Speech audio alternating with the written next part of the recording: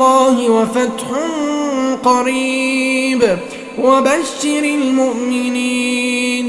يا أيها الذين آمنوا كونوا أنصار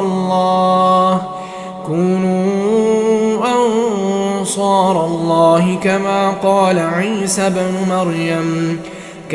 قال عيسى بن مريم للحواريين من أنصاري إلى الله؟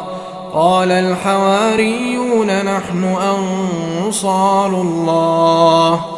فآمنت طائفة من بني إسرائيل وكفرت طائفة فأيدنا الذين آمنوا على عدوهم